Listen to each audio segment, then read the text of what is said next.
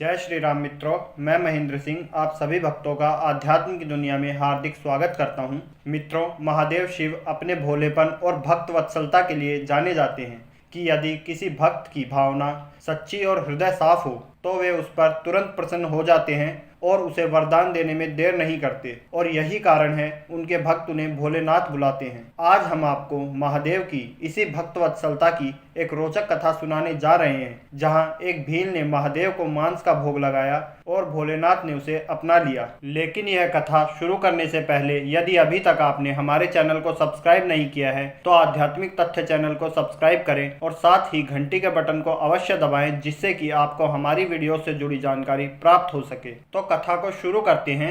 एक समय की बात है, एक घने जंगल में एक भील को एक छोटा सा शिव मंदिर दिखा। मंदिर के भीतर रखे शिवलिंग पर फूल बेल पत्र का श्रृंगार किया गया था। इससे भील को यह तो समझ आ गया कि कोई ना कोई यहाँ रहता है, तो भील मंदिर में उसके आने की प्रतीक्षा में थोड़ी देर के लिए ठहर गया। भील को प्रतीक्षा करते करते रात हो गई, लेकिन मंदिर का कोई पहरेदार नहीं आया। इस पर भील को शिवजी की सुरक्षा की चिंता होने लगी। उसे लगा कि सुनसान जंगल में यदि शिवजी को रात में अकेला छोड़ दिया तो कहीं कोई जंगली जानवर इन पर हमला न कर दे। इसलिए उसने अपने धनुष पर बाण चढ़ाया और प्रभु की पहरेदारी पर जम गया। जब सुबह हुई तो उसने सोचा जैसे उसे भूख लगी है वैसे ही भगवान को भी भूख लगी होगी। तो उसने एक पक्षी मारा और उसका मांस भूनकर शिवजी को खाने के लिए रखा और शिकार के लिए चला गया। जब शाम को वह उधर से लौटने लगा तो देखा फिर शिवजी अकेले ही हैं। आज फिर कोई पहरेदार नहीं है। उसने फिर रात भर पहरेदारी की और सुबह फिर प्रभु के लिए भुना मांस खाने के लिए रखकर चला गया। उस मंदिर में पूजा अर्चना करने पास के गांव के एक ब्राह्मण आते थे।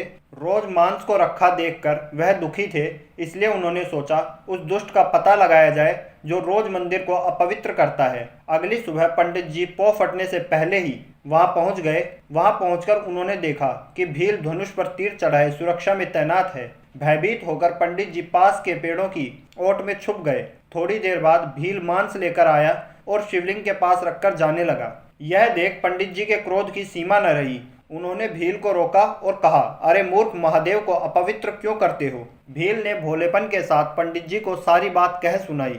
इस पर ब्राह्मण छाती पीटते हुए कोसने लगा। यह देख भील ने ब्राह्मण को धमकाया कि अगर फिर से रात में उसने शिवजी को अकेला छोड़ा तो वह उनकी जान ले लेगा। इस पर ब्राह्मण ने कहा, अरे मूर्ख, जो इस समस्त संसार की रक्षा करते हैं उन्हें तेरे मेरे जैसा मानव क्या सुरक्षा देगा? लेकिन भील की मोटी बुद्धि में यह बात कहाँ आती। वह कुछ सुनने को राजी न था और ब्राह्मण को शिवजी की सेवा से जी चुराने का दंड देने के लिए तैयार हो गया। महादेव इस चर्चा का पूरा रस ले रहे थे, परंतु महादेव ने स्थिति बिगड़ती देखी तो तत्काल प्रकट हो गए और भील को प्रेम से हृदय से लगाकर आदेश दिया कि तुम ब्राह्मण को छोड़ दो, मैं अपनी सुरक्षा का दूसरा प्रबंध कर लूंगा। ब्राह्मण ने शिवजी को साक्षात देखकर उनकी वंदना की और फिर महादेव से अनुमति लेकर उसने अपनी शिकायत शुरू की कि हे प्रभु, मैं वर्षों से आपकी सेवा कर रहा हूँ। इस जंगल में अपने प्राणों को संकट में डालकर आपकी पूजा अर्चना करने आता हूँ। आपको उत्तम फल फूल से भोग लगाता हूँ, किंतु आपने मुझे कभी दर्शन नहीं दिए और इस भील ने मांस चढ़ाकर 3 दिन तक आपको अपवित्र किया,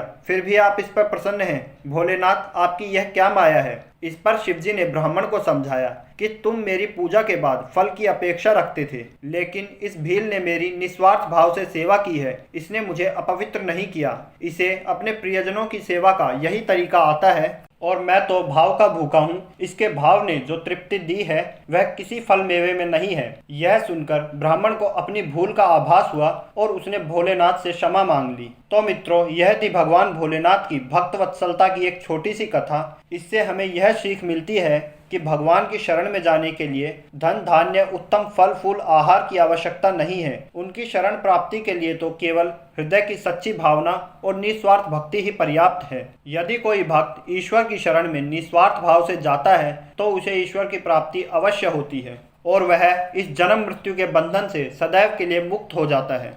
मित्रों, अब इसी के साथ हम आप सभी से विदा लेते हैं।